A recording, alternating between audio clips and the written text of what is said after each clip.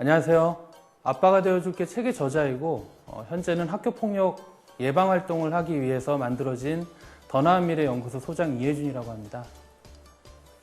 저는 학교폭력 피해 부모였습니다. 2020년도 저희 아들이 중학교 2학년 때 중학교 3학년 선배들에게 집단 폭행을 당하는 학교폭력을 당했습니다. 그때 이후로 저는 학교폭력에 대한 대응 과정들을 인터넷 게시판에 기록을 남겼었고, 그러한 기록들을 모아서 작년 3월 달에 아빠가 되어줄게라는 책을 출간했습니다. 아빠가 되어줄게라는 책의 특징은 기존의 학교폭력에 관련된 책들은 대부분 학교폭력에 대한 절차에 대한 부분들만 나와 있는데, 아빠가 되어줄게는 피해 학생, 부모, 그리고 피해 가정이 겪어야 될 현실적인 문제들에 대해서 표현한 책입니다. 제가 작년 3월 달에 책을 출간한 이후에 저는 어쩔 수 없이 학교폭력이라는 사회적 문제에 깊숙이 들어오게 되었습니다. 그 이후에 저는 저와 같은 학교폭력 피해 가족들이 더 이상 상처를 받지 않기를 바라는 마음으로 개인 연구소, 더 나은 미래 연구소를 운영을 하면서 학교폭력 피해 부모들에게 위로와 위안을 주고 있습니다. 작년에 저는 하우투 유튜브 채널에서 출연을 했던 적이 있습니다. 그 당시에 제가 출연을 했을 때는 단순히 책에 대한 소개에 대한 내용들을 했었는데, 이번에 제가 두 번째로 출연을 하게 된 이유는 이제는 단순히 책에 대한 소개보다는 제가 지난 1년 동안 약 300여 건의 학교폭력 피해 부모들과 상담을 하면서 피해 부모들이 학교폭력에 대한 초동 대응을 제대로 하지 못함으로써 그들의 상처가 더 깊어진다는 것을 느꼈습니다. 그래서 이번 기회에 초동 대응에 대한 부분들, 그리고 학교폭력에 대한 현실적인 부분들에 대해서 여러분들께 말씀을 드리려고 합니다. 현실에서의 학교폭력이 발생이 되면 대부분의 피해 부모들은 일정 부분에 대한 기대감을 갖게 됩니다. 첫 번째는 학교와 교사들이 우리 자녀를 보호해 줄 것이라는 기대를 갖게 되고, 두 번째는 학교 폭력의 처리 절차가 굉장히 공정하게 이루어질 것이라고 기대를 합니다. 세 번째는 가해 학생 부모들이 진심으로 사과할 것이라고 기대를 합니다. 그런데 여러분, 현실에서의 학교 폭력은 그렇지가 않습니다. 일단 피해 부모들이 첫 번째 갖는 기대, 학교와 교사 그리고 교육청은 발생된 학교폭력 사안에 대해서 기계적 중립을 취하고 있습니다. 즉, 학교폭력대책심의위원회에서 선도조치에 대한 결과가 나오지 않는 이상 학교와 교사들은 피해 학생을 위로하거나 피해 학생을 보호해주지 않습니다. 이거는 단순히 교사와 교육청의 장학사의 자질의 문제라기보다는 현재의 학교폭력 시스템의 한계를 면밀히 나타내고 있는 게 아닌가 생각을 합니다. 두 번째는 현재 학폭예방법 상에서는 학교폭력대책심의위원회가 굉장히 전문적이고 공정성을 가질 것처럼 표현되어 있지만, 실제 현실에서는 학폭위의 일부 심의위원들의 자질의 문제가 있는 경우들이 있습니다. 학폭위 심의위원들이 해당 학폭 사안을 제대로 인지하지 못하고 들어오는 경우들도 있고, 그러다 보니까 실체적 진실을 밝히지 못하고 임의적으로 결론을 내리는 경우들도 있습니다. 세 번째는 피해 부모들은 계속적으로 가해 학생의 부모들이 진심으로 사과할 것이라고 기대를 합니다. 그런데 여러분, 제가 지난 1년 동안 상담 사례를 하면서 느꼈던 것은 대부분의 가해 학생 부모들은 사과를 하지 않습니다. 오히려 피해 학생을 가해 학생으로 만드는 쌍방폭력으로 학폭에 신고를 해서 피해 가족들을 더 고통스럽게 합니다. 생각보다 현재의 학교폭력 시스템은 공정하지 않을 수 있다는 것을 다시 한번 부모님들께 말씀을 드립니다. 계속적으로 상담을 하다 보면 피해 부모들은 저에게 그런 얘기들을 합니다. 가해 학생 부모들이 사과를 하지 않습니다. 왜 그들은 사과를 하지 않을까요? 그런 부분들에 대해서 저한테 얘기를 하는데, 제가 그분들한테 항상 하는 얘기들이 있습니다. 일단 가해 학생 부모들은 엄연히 학교 폭력에 대한 피해 학생이 존재함에도 불구하고 그 존재를 인정하지 않습니다. 왜냐? 학교 폭력을 단순히 장난으로 치부하기 때문입니다. 학교 폭력의 가해 학생 부모들은 항상 동일한 패턴으로 움직입니다. 첫 번째, 폭력이 아니라 장난이다 라고 인식을 하는 경우들이 많고, 그리고 오히려 그러한 사항들을 확대할 경우에 피해 학생과 피해 학생 부모를 예민한 사람으로 매도하는 경우들도 있습니다. 그러다가 일정 부분에 대한 상황이 불리하게 느껴진다라고 인식이 되면 가해 학생 부모들은 사과를 하겠다고 요청을 하죠. 근데 막상 사과를 해서 만나면 가해 학생 부모들은 자신들의 행위를 정당화하는 경우들이 있습니다. 그러한 행위를 보고 피해 학생 부모가 학폭위에 신고를 하게 되면 그때부터 학교 폭력이라는 실제적 진실에는 관심이 없어지고 가해 학생 부모와 피해 학생 부모의 감정 싸움이 격화되는 겁니다. 학교 폭력 상담을 하다 보면 피해 부모들의 대부분은 우울증에 걸리는 경우들이 있습니다. 실제로 우울증에 걸려서 힘들어하시는 분들도 계시고 신경쇠약에 걸리시고 공황장애로 힘들어하십니다. 왜 그런지를 제가 면밀히 살펴보면 실제로 현재의 학교폭력 시스템에서 학교폭력 피해 부모의 얘기들을 들어주는 곳이 없습니다. 아까 말씀드렸던 것처럼 교사와 장학사들한테 억울함을 호소하면 그들은 기계적 대응으로 대응을 할 것이고, 그리고 학폭 신고센터나 아니면은 변호사를 찾아가서 상담을 하게 되면 학폭 신고센터 같은 경우에는 절차에 대해서만 안내를 해줄 것이고, 그리고 변호사를 찾아가서 상담을 하게 되면 암묵적으로 선임을 강요하게 됩니다. 그러다 보니까 피해 부모의 입장에서는 자신들의 억울함을 들어줄 만한 곳이 없게 되는 겁니다. 생각보다 우리의 자녀가 학교 폭력의 피해를 당하게 되면 그 가족들의 고통은 우리가 상상하는 그 이상입니다. 제가 계속적으로 학교 폭력에 대한 중요성들을 강조하는 이유는 실제로 학교 폭력이 한 가정에 미치는 영향이 굉장히 크기 때문입니다. 실제로 전교 1등을 했던 고3 딸은 학교 폭력을 당해서 2학기 때 휴학을 하게 됐고, 결국에는 그 우울증과 조울증을 극복하지 못하고 학교를 휴학하고 대학에도 입학하지 못했습니다. 그 친구는 지금 조울증이 더 심해져서 집에서 요양을 하고 있고요. 그 딸을 바라보는 그 엄마의 고통은 우리가 생각하는 그 상상 이상입니다. 중학교 2학년 아들이 학교 폭력을 당하고 나서 학교 폭력 처리 절차를 겪으면서 피해 자녀의 어머니는 돌발성 난청을 앓게 되었습니다. 결국에는 그 난청으로 인해서 장애를 입게 되었고요. 실제로 학교 폭력 피해 부모들하고 상담을 하다 보면 학교 폭력에 대한 초동 대응 때문에 더 많은 상처를 입는 경우들이 너무 많습니다.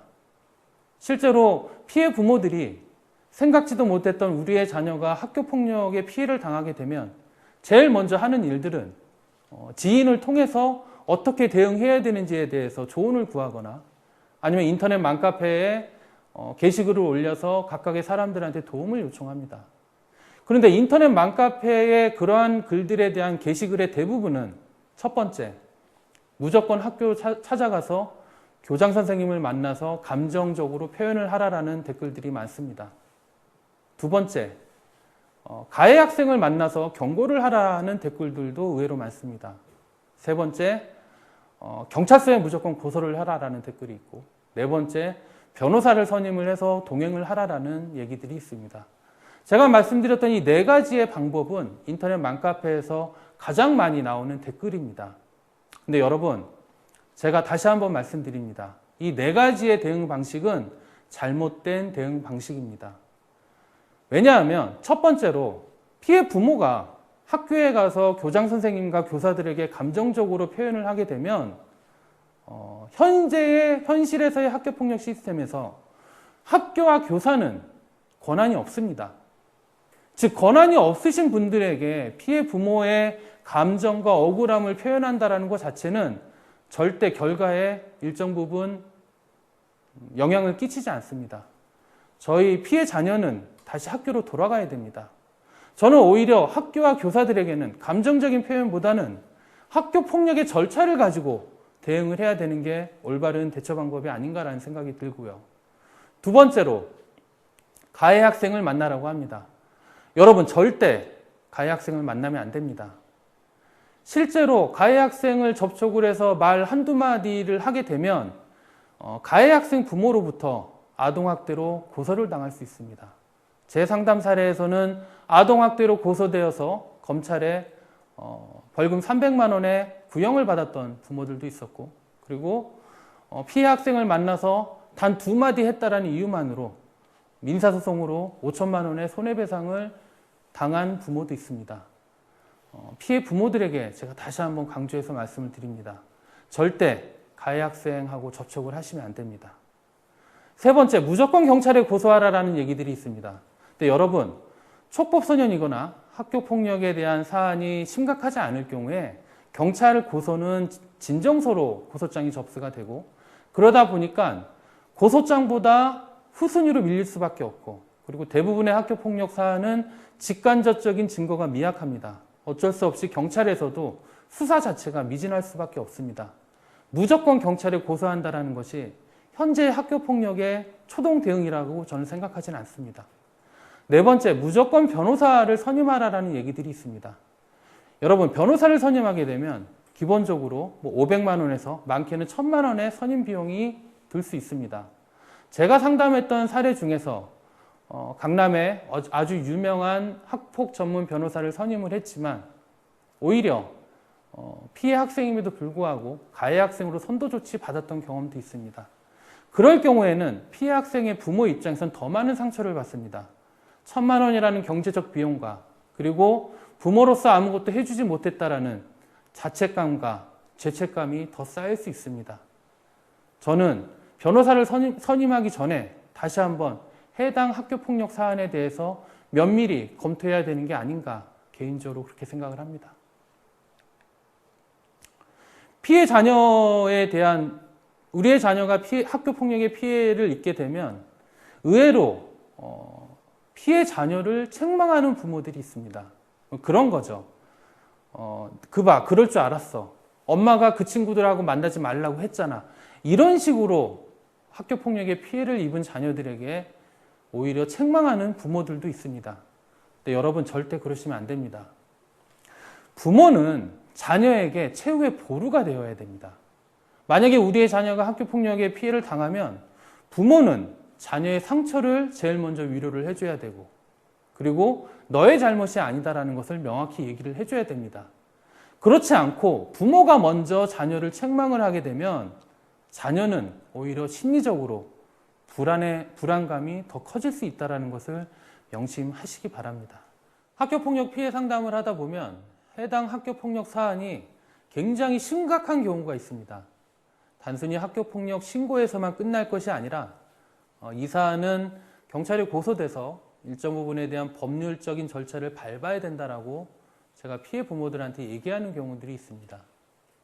근데 의외로 해당 학교폭력 사안에 대한 피해가 굉장히 높음에도 불구하고 자녀의 학교폭력에 대한 피해를 고려하지 않고 피해 부모가 가해 학생 부모들과 일방적으로 합의하는 경우들이 있습니다. 근데 여러분, 이렇게 되면 자녀는 부모에 대한 신뢰가 상실이 될 수 있습니다. 제가 일전에 상담했던 사례 중에서 고등학교 3학년 딸이 학교폭력을 당하고 나서 그 상처와 트라우마를 극복하지 못한 상황에서 졸업을 했습니다. 그런데 그 딸은 자신의 분노의 타켓이 자신을 괴롭혔던 가해 학생에 대한 분노의 타켓이 아니라 자신이 학교폭력을 당했을 때 일방적으로 그 사안에 대해서 합의했던 부모에 대한 타켓이 되었었습니다. 제가 왜 이 말씀을 다시 드리냐면, 자녀의 학교폭력에 대한 피해가 복구되지 않은 상황에서 일방적으로 부모가 가해 학생 부모와 접촉을 해서 합의를 하게 되면 피해 자녀인 우리의 자녀는 분노의 타켓이 가해 학생이 아니라 부모가 될 수도 있습니다. 부모를 평생 원망할 수도 있습니다. 그래서 학교폭력이 발생이 되면 피해 부모는 모든 처리 절차에 대한 과정과 결정을 자녀의 의견을 존중을 해줘야 됩니다. 절대로 일방적으로 가해 학생 부모들과 합의를 하면 안 됩니다. 간혹 가다가 피해 부모들은 또 가해 학생들에 대한 보복에 대해서 두려워하는 경우들이 있습니다. 충분히 아까 말씀드렸던 충분히 해당 학교폭력 사안이 법률적 절차를 밟아야 됨에도 불구하고 피해 부모가 먼저 더 가해 학생이 이러한 사건을 확대시키면 우리 자녀에게 또다시 보복을 하지 않을까라는 두려움을 갖는 경우들이 있는데, 여러분, 우리나라의 현재의 치안 시스템은 다른 어느 나라와 비교해도 손색이 없을 정도로 잘 되어 있습니다. 피해 부모가 먼저 가해 학생들에 대한 보복에 대한 두려움을 갖게 되면 자녀는 가해 학생에 대한 더 큰 불안감을 가질 수 있습니다. 부모는 자녀에게 최후의 보루가 되어야 되고 자녀를 보호하고 위로해 줄 수 있는 존재가 되어야 됩니다. 아까 제가 말씀드렸던 것처럼 각각의 초동 대응에 대한 4가지에 대한 부분들도 말씀을 드렸었고, 그리고 피해 부모로서 올바르게 대응해야 된다라는 부분들에 대해서 말씀을 드렸습니다. 근데 보통 제가 이렇게 말씀을 드리면, 그럼 도대체 우리의 자녀가 학교폭력에 피해를 당하면 부모들은 어떻게 대처해야 되냐라는 의문을 품으시는 분들이 많은데, 그 부분들에 대해서 제가 간략하게 말씀을 드리겠습니다. 일단 우리 자녀가 학교폭력을 당했습니다. 제일 먼저 부모들이 판단해야 될 부분들은 학교폭력이, 우리 자녀가 피해를 당한 학교폭력이 지속적인 폭력인지, 그리고 우발적인 폭력인지, 계획된 폭력인지를 면밀히 검토를 해야 됩니다. 그리고 가해 학생의 연령대는 어떻게 되는지, 그리고 가해 학생들이 개인인지 아니면은 여러 명의 어떤 집단으로 우리 자녀에게 피해를 가했는지를 판단을 하셔야 되고, 그리고 우리 자녀가 신체적, 정신적 피해의 크기가 어느 정도인지를 판단을 해야 됩니다. 그러한 것들을 종합적으로 판단을 해서 향후의 진행 과정에 대해서 피해 부모들은 절차를 밟아야 되고, 무엇보다 가장 중요한 것은 학교폭력 처리 절차에서 진행하는 데 있어서 가해 학생을 처벌할 것이냐, 아니면은 재발 방지의 목적을 둘 것이냐, 아니면 자녀의 상처 치유의 목적을 둘 것이냐, 이 3가지의 목적을 갖고 판단을 해야 됩니다.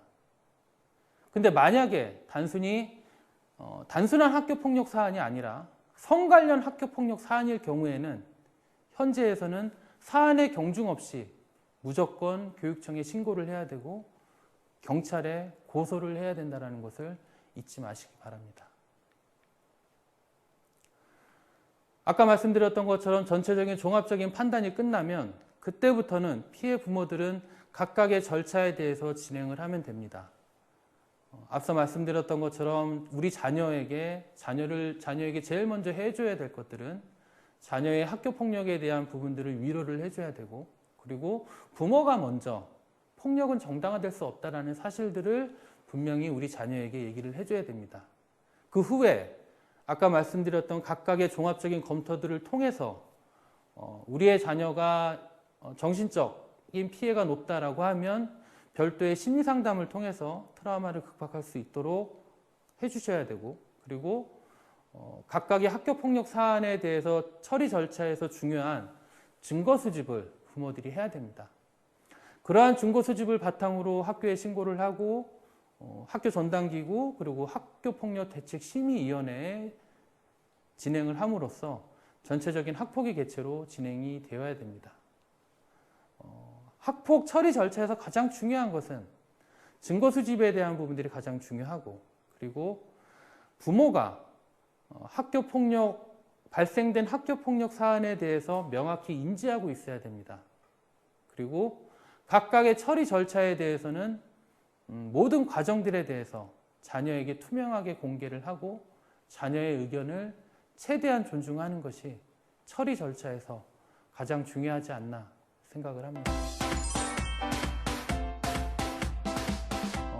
앞서 말씀드렸던 내용은 학교폭력에 대한 현실에 대한 부분들, 그리고 학교 폭력이 발생이 되었을 때 피해 부모들이 대응해야 되는 얘기들에 대해서 말씀을 드렸습니다. 그러면 다음 말씀드릴 내용들은, 그렇다면 우리가 학교 폭력 예방을 위하여 부모의 역할에 대해서 제가 말씀을 드리려고 합니다. 대부분의 부모들은 우리의 자녀가 학교 폭력의 피해 학생이 될까 봐 걱정을 합니다. 그런데 여러분, 현재의 학교 폭력 시스템은 우리의 자녀가 언제든지 가해 학생으로 인식될 수도 있습니다.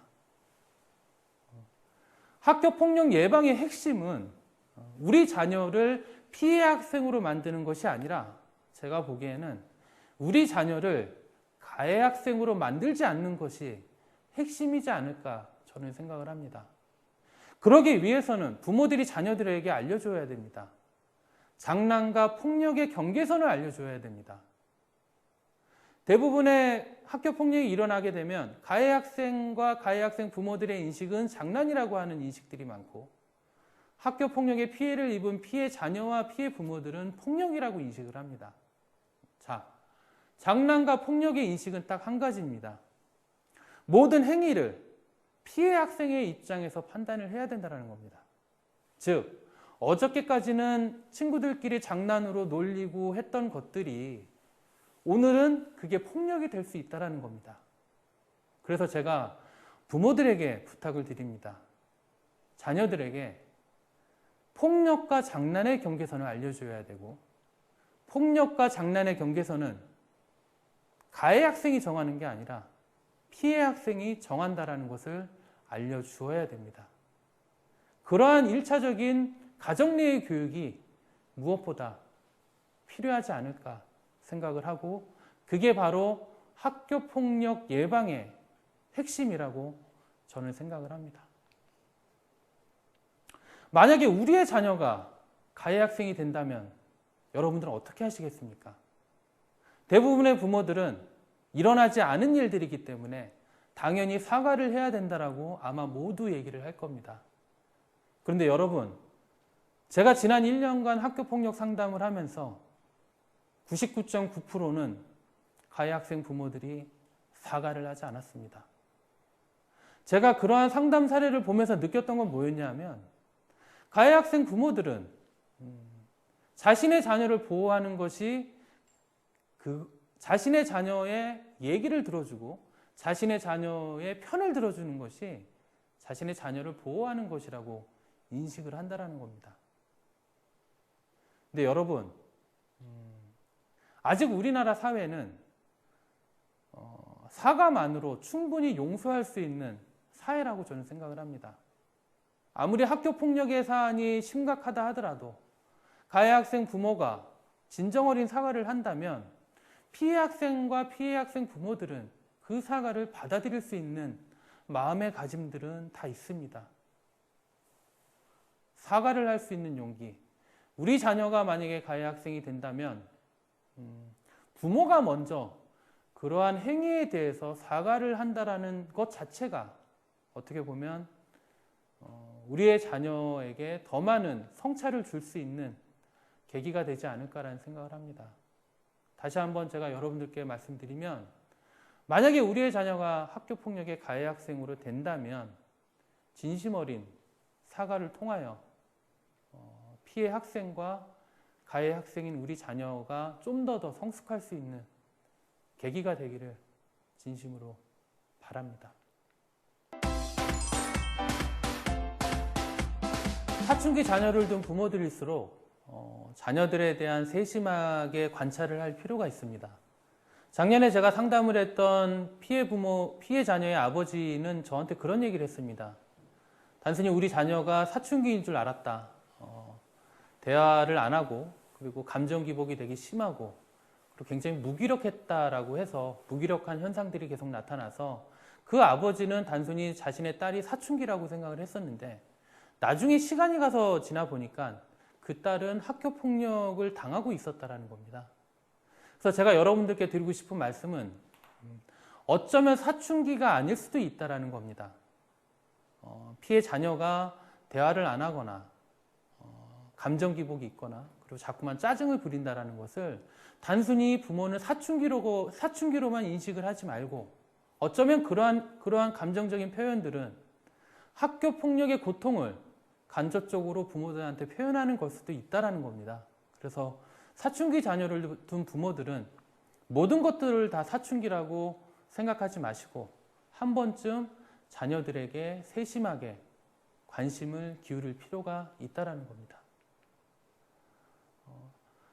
학교 폭력 상담을 계속적으로 하다 보면 좀 이해가 안 될 때가 있습니다. 분명히 학교 폭력에 대한 피해의 상처가 굉장히 큼에도 불구하고 자녀들이 부모한테 얘기를 안 합니다. 도대체 왜 얘기를 안 할까? 그 성향들을 제가 면밀히 분석을 해봤는데, 장남인 경우에는 책임감이 높은 아이들이 많습니다. 이 얘기는 뭐냐면 자신이 받고 있는 폭력의 피해 상처보다 이러한 폭력이 부모들이 알게 되면 부모들이 더 걱정하지 않을까라는 생각을 하게 된다는 거죠. 그러다 보니까 장남인 아이들의 대부분들은 자신의 학교 폭력을 당하고 있으면서도 부모들한테 잘 얘기를 하지 않습니다.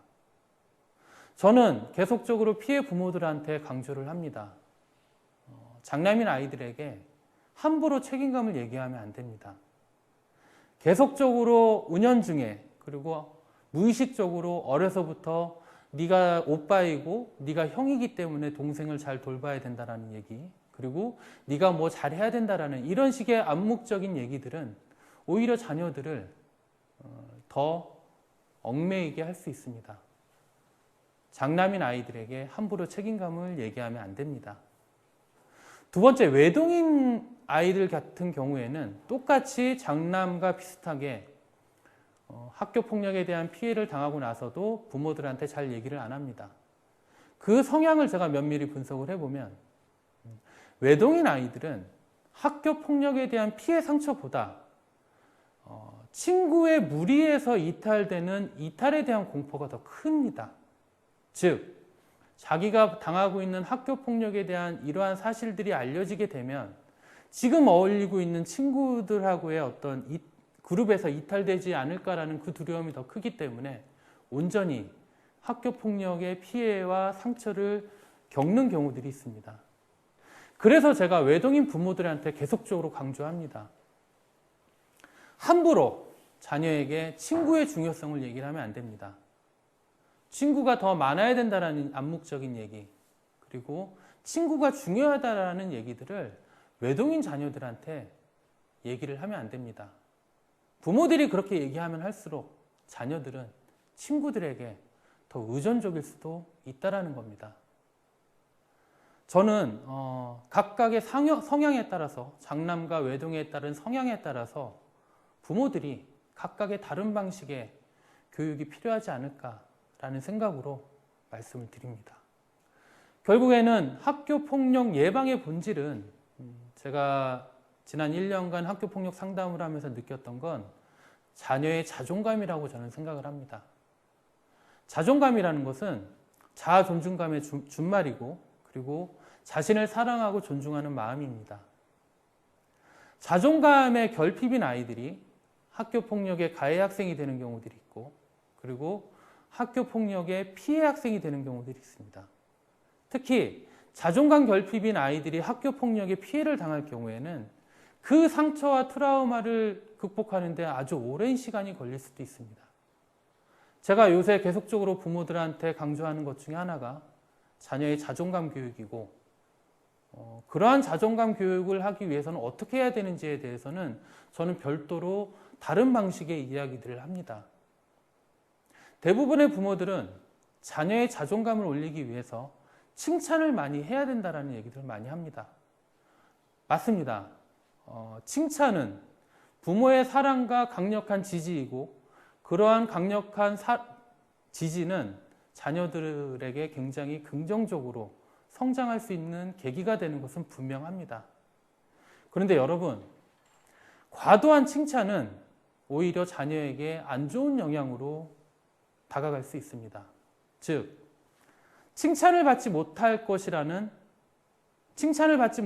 부모에게 사랑을 받지 못한다라는 사랑 상실에 대한 공포에 빠질 수도 있고, 그리고 자꾸만 제3자에게 인종욕구에 기반해서 인종욕구 상실에 대한 공포심을 가질 수 있고 자꾸만 제3자에게 의존적일 수가 있습니다.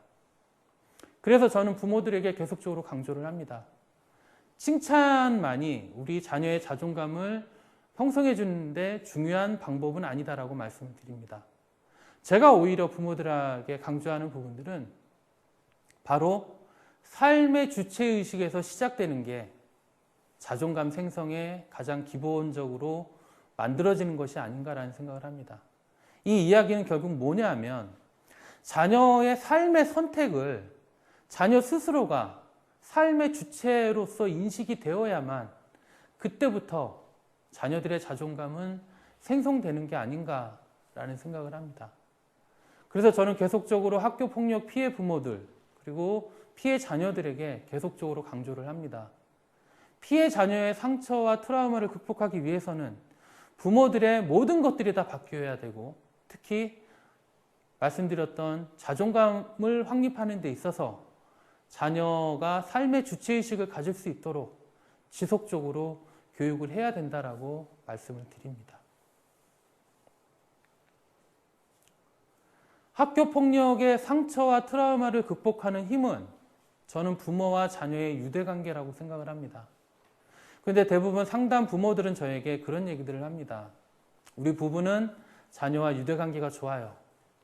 우리 부부들은 자녀들과 대화를 굉장히 많이 합니다. 이런 얘기들을 되게 많이 합니다. 그런데 실제로 상담을 하다 보면 대다수의 부모들과 자녀들의 유대관계가 그다지 그렇게 좋지 않은 경우들이 좀 있습니다. 그래서 왜 그런 유대관계가 좋지 않을까라는 그 본질에 대해서 깊숙이 제가 좀 더 들어가면 결국에는 대화에서 시작을 합니다. 우리가 일상적으로 부모와 자녀들에 대한 대화의 패턴들은 제일 먼저 공부에 대해서 얘기를 합니다. 그리고 학원에 대해서 얘기를 할 것이고 그리고 자연스럽게 엄마가 자녀에게 잔소리를 하게 됩니다. 그리고 결국에는 그 잔소리를 바탕으로 엄마나 아버지가 자녀를 설득을 합니다. 이게 일반적인 가정의 대화의 패턴입니다. 근데 여러분, 대화의 패턴이 달라져야 됩니다. 대화는 각각의 의사소통을 단순히 대화라고 저는 생각하지 않습니다.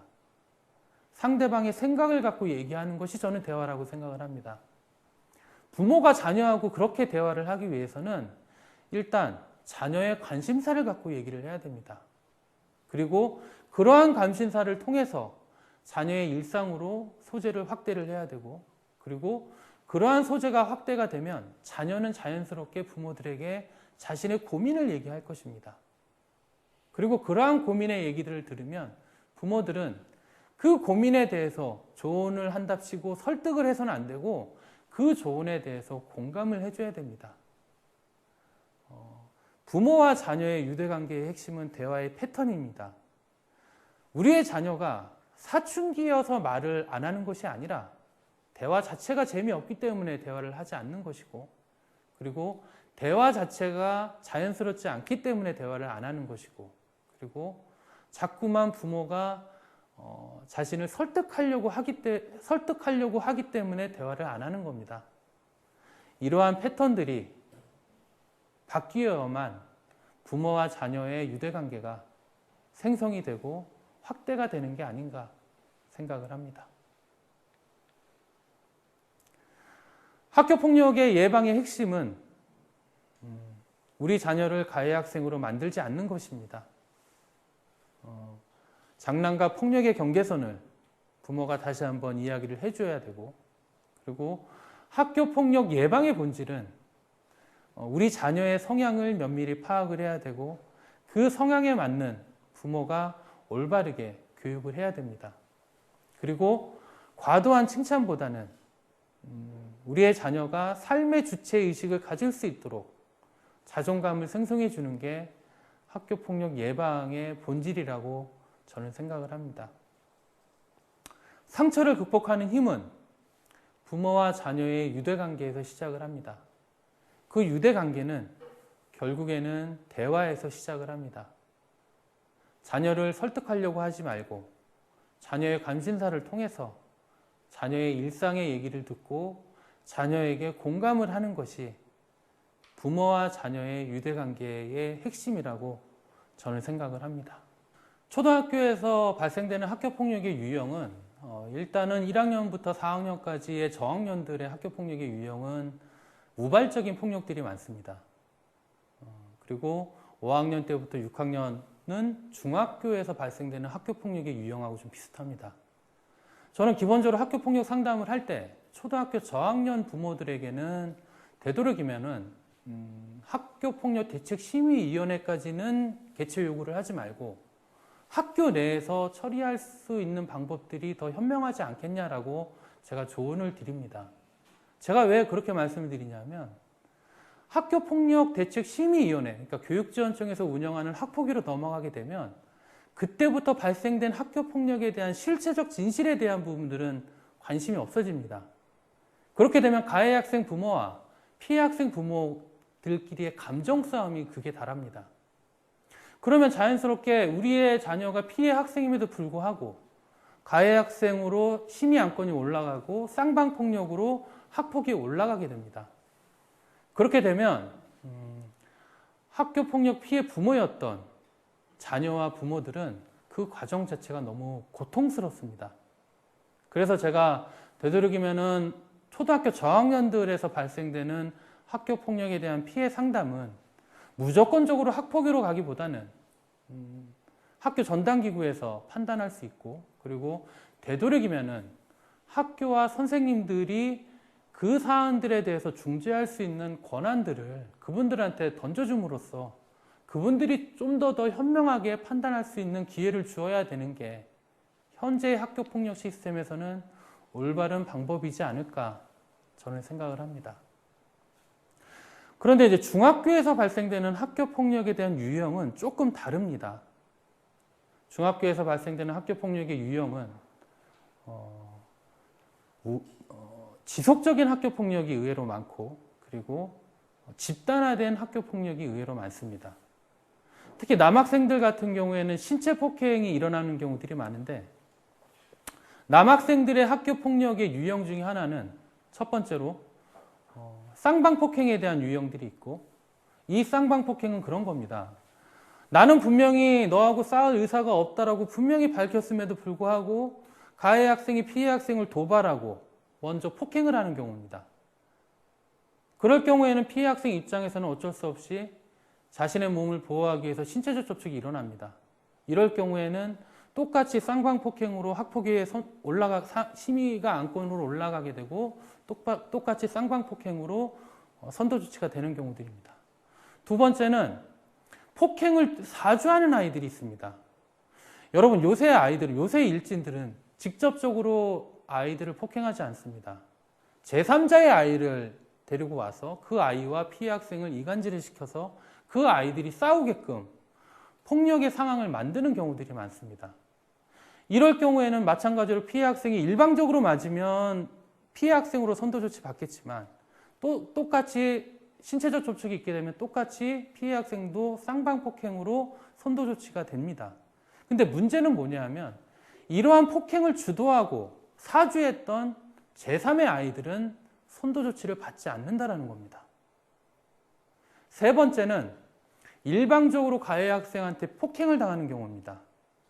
이 경우에는 당연히 일방적으로 폭행을 당하기 때문에 피해 학생으로 선도조치를 받겠지만 일방적으로 받다 보니까 신체적 피해가 굉장히 높은 경우들이 있습니다. 전치 4주 이상의 신체적 피해를 받는 경우들이 있습니다. 이 사안이 바로 중학교에서 발생되는 남학생들 사이에서 발생되는 학교폭력의 유형이라고 보시면 되고, 중학교 여학생들 사이에서 발생되는 학교폭력의 유형의 특징은 절친인 아이들이 학교폭력을 주도하는 경우들이 있습니다. 그런 경우입니다. 그러니까 불과 몇 달 전까지 나하고 절친이었던 아이가, 그 아이가 사이버 폭력을 주도하고 이간질을 해서 자녀를 집단 따돌림을 하는 경우입니다. 이럴 경우에는 피해 학생인 우리 자녀의 상처는 더 큽니다.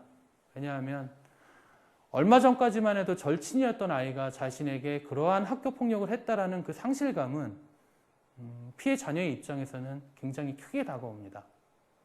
두 번째는 잘 모르는 아이가 사이버 폭력과 사이버 이간질을 하는 경우들이 있습니다.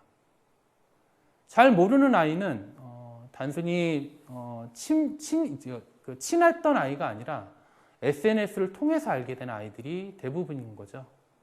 그럴 경우에는 실제로 여러 가지의 어떤 사이버 이간질과 사이버 언어 폭력들이 퍼져나가면서 정신적 고통을 겪는 경우들이 많습니다. 중학교 여학생들 사이에서 벌어지는 학교 폭력 유형의 가장 큰 특징은 실질적으로 피해 학생이 존재함에도 불구하고 직간접적인 증거가 없다라는 겁니다. 물론 사이버 폭력과 사이버 이간질은 SNS를 통해서 증거가 남지만 가장 심각한 집단 따돌림은 증거가 없습니다.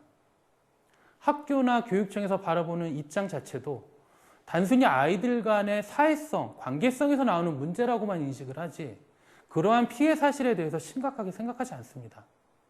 그렇기 때문에 피해 학생, 중학교 여학생들이 그러한 학교 폭력을 당하게 되면 상처는 더 심해지고 그 트라우마를 극복하지 못해서 우울증에 걸리는 경우들이 많고 학교를 자퇴하고 그런 경우들이 많다라는 겁니다. 그래서 제가 말씀드렸던 초등학교, 중학교에서 발생되는 학교 폭력에 대한 유형들은 부모님들이 명확히 인지하고 계셔야 향후에라도 대응할 수 있지 않을까라는 생각을 합니다. 학교폭력 상담을 하면서 제가 가장 안타까운 점은 더 나은 미래 연구소 블로그를 통해서 학교폭력 상담을 요청하시는 분들이 있습니다. 그런데 상담하시는 분들 중에 일부는 이미 학교폭력 대책심의위원회 선도조치문을 받고 상담을 하시는 분들이 계십니다. 그럴 경우에는 제가 그분들에게 조언을 해드릴 수가 없습니다. 그런 부분들이 가장 아쉽고, 두 번째는 최초 저하고 상담을 하고 나서 진행 과정에 대해서 저한테 정보들에 대해서 공유를 해주시지 않고 그대로 학폭위를 개최를 참석을 하시고 나서 선도조치문 결정문을 받고 상담을 요청하는 경우입니다. 그럴 경우에도 기대하지 않은 학폭위 선도조치문을 받고 나면 피해 부모들의 입장에서는 망연자실할 수밖에 없고, 저에게 상담을 요청을 하면 각각의 그러한 내용들에 대해서 과정상에 대한 복귀들을 돌이켜보면 각각의 문제점들이 있었습니다. 그래서 제가 지난 1년 동안 학교폭력을 상담을 하면서 가장 안타까웠던 게 바로 이 두 가지 사안이었고, 그리고 되도록이면은 저한테 학교폭력이 발생이 되었을 때 바로 저한테 말씀을 주시면 제가 알고 있는 범위 내에서 최대한 감정이입해서 여러분들께 말씀을 드릴 겁니다. 학교폭력이라는 사회적 문제를 우리가 어떻게 바라볼 것이냐라고 봤었을 때 단순히 이거는 개인의 문제라고 판단할 수 없다라고 저는 생각을 합니다.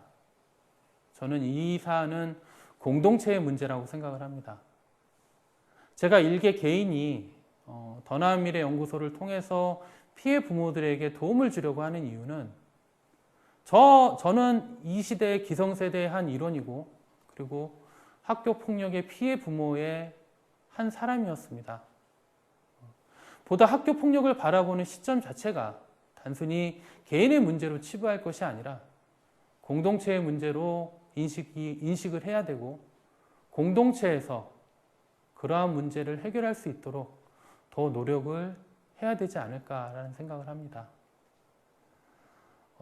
현재 지금 더 나은 미래 연구소 블로그에는 약 한 300여 건의 학교폭력에 관련된 글들이 있고, 그리고 유튜브 채널 더 나은 미래 TV에는 약 한 40여 편의 동영상이 있습니다. 모든 부모들에게 제가 그 글과 영상을 보라고 말씀드리지는 않습니다. 한 가지만 기억하시면 됩니다. 학교폭력의 피해 부모가 적은 현실의 문제점과 현실의 대응 방안의 영상들이 있다라는 사실 자체만으로도 여러분들이 그거를 인식하게 되면 추후에라도 우리 자녀가 그런 일들이 발생됐을 때 조금이나마 도움이 되지 않을까라는 생각을 합니다. 자녀의 인성교육은 1차적으로 부모가 주체가 되어야 됩니다. 자녀의 자존감 교육과 그리고 부모와의 유대관계가 깊으면 학교 폭력을 포함해서 어떠한 어려움이 있어도 고난과 역경을 이겨낼 수 있다라고 저는 생각을 합니다. 마지막으로 제가 부모님들한테 부탁드리고 싶은 말씀은 학교 폭력을 걱정할 것이 아니라 지금의 자녀들과 더 깊은 대화로 자녀의 의견을 존중해주고 공감을 해주시기 바랍니다. 부모와 자녀의 그러한 유대 관계가 더 깊어지면 우리 자녀에게는 세상을 살아가는데 가장 강력한 힘으로 작용할 겁니다. 저는 아까 말씀드렸던 것처럼 기성세대의 일원으로서 저의 사회적 역할을 이렇게나마 하도록 하겠습니다. 여러분들의 자녀가 우리의 자녀입니다. 감사합니다.